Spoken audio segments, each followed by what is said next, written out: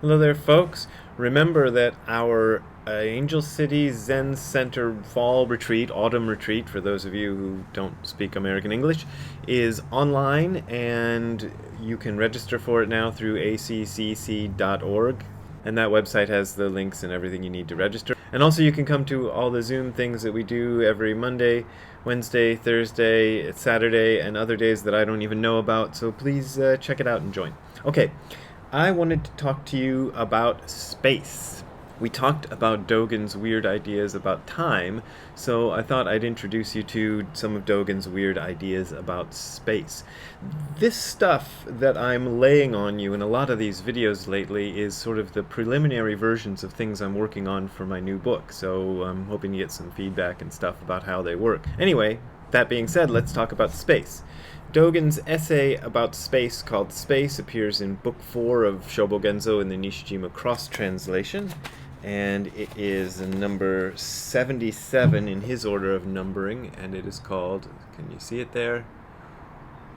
Koku, space, empty space. You could also maybe translate that as emptiness, but most people translate it as empty space, and here's what he says. Provoked by the question, what is right here, the way actualizes and Buddha ancestors emerge. And I really love that. That's from the Kazuaki Tanahashi translation. And I looked at the original Japanese, and the Nishijima Cross translation is probably a little closer to what Dogen says, but the Tanahashi translation, I think, is closer in spirit to what it means. At least that's the feeling I get from reading it. And the question, you'll notice, is not what's up in heaven or what happens after we die or even what's the meaning of life. It's what is right here. And that is the question that actualizes the way and makes the Buddhist ancestors appear. So here's Dogen playing with this idea that I've talked about before, where the way appears before the ancestors. So we would normally think of it as the Buddhist ancestors are around, and because they're around and because they thought of this stuff, then the Buddhist way appears. Well, Dogen flips that and says the way appears first, and then the people who sort of put it into action as human beings appear as a result of that. So make of that what you will.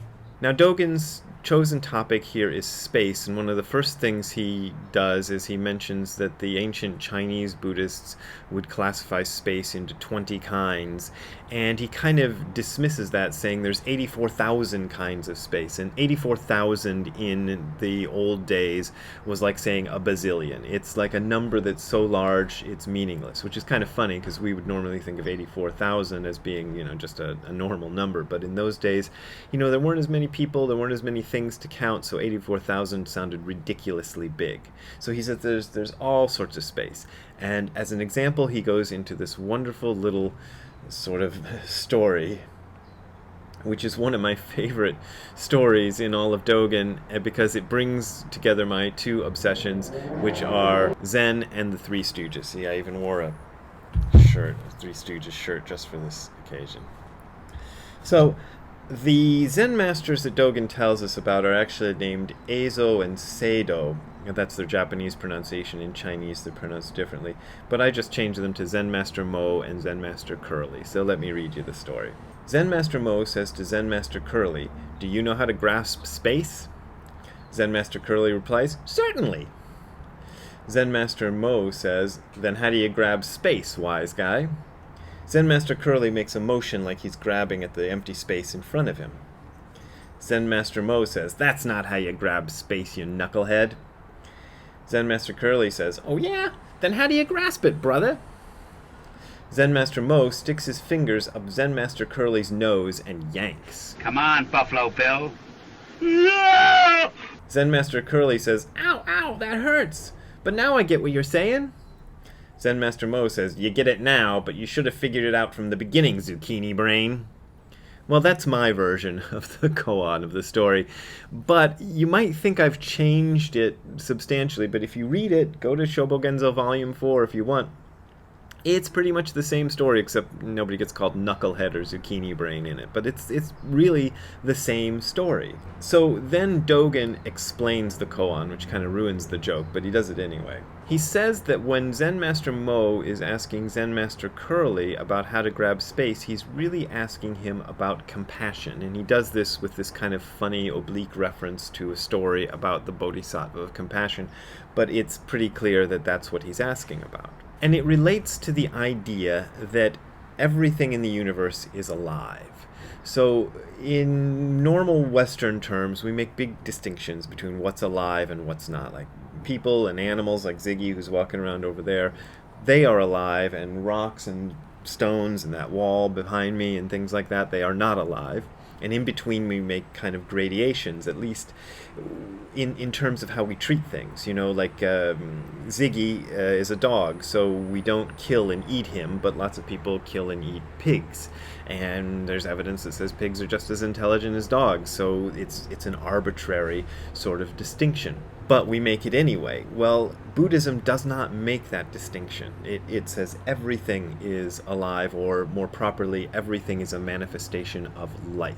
Now, one of the most interesting places that this came up, and this really bothered a friend of mine, and this is why it kind of stuck in my mind, and I've brought this up before, it's in the book Embracing Mind, a collection of talks by Kobun Chino Otagawa Roshi, who was my first teacher's teacher.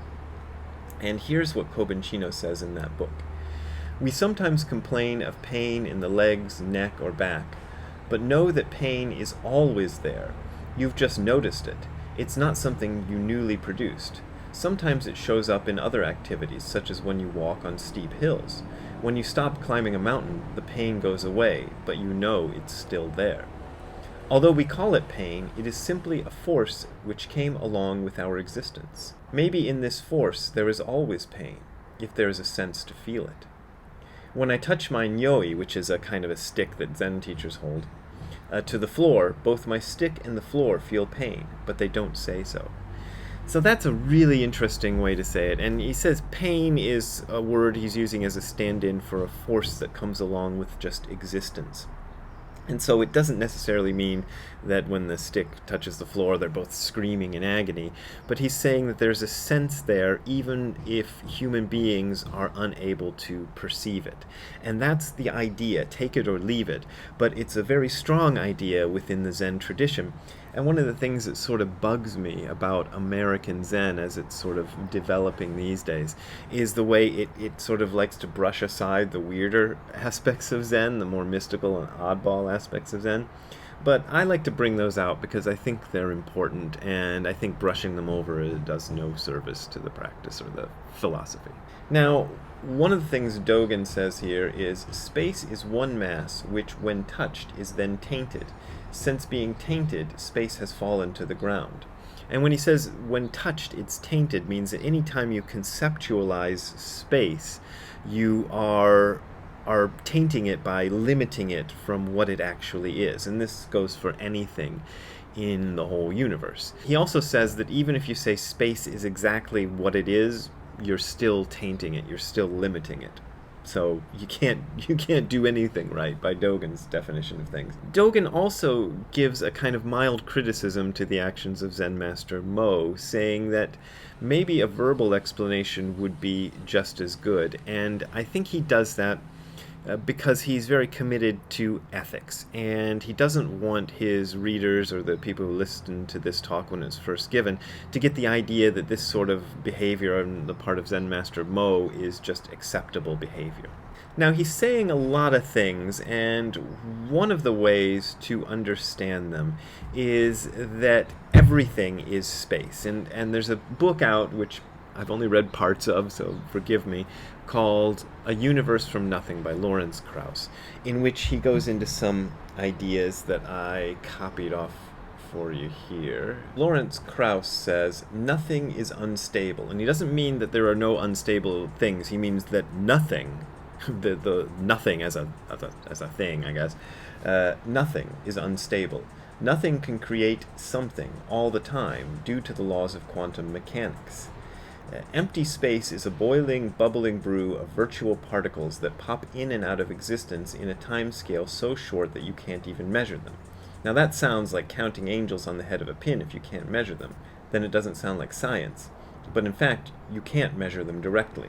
And I don't pretend to understand all that because it's all based on mathematics and complicated sort of observations and manipulations of figures and blah, blah, blah. And that's one of the things that sort of stayed me from reading the whole book. But I think it's interesting that it gropes towards this idea that the Buddhists came up with intuitively, without the microscopes and telescopes and mathematics and things. They just sat and they understood it, and they watched things manifest as they are, and realized that all of us are kind of permutations of space itself. So we think of ourselves as solid matter and space as something else, but really it's more of a continuum.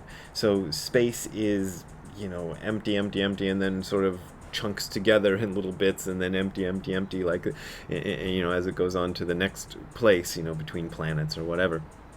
But it's still all space. That is Dogen's point of view. And I'm going to stop there and go on to the second part in my next video, because Dogen breaks this thing up into two pieces, and I think maybe that'll be an easier way to digest it. So if you want to help me digest things like food, you can send a donation to the address that you're seeing on the screen. That is the main way that I make my living these days, is from donations from you kind folks out there, not book royalties and not speaking fees. Thank you very much. If you are having financial trouble, please don't donate to me, because things are not desperate, but they are not desperate because there are a lot of you out there who are donating dollars and $5 and donations like that, and that really helps. Thank you very much. Have a good time all the time. See you later. Bye.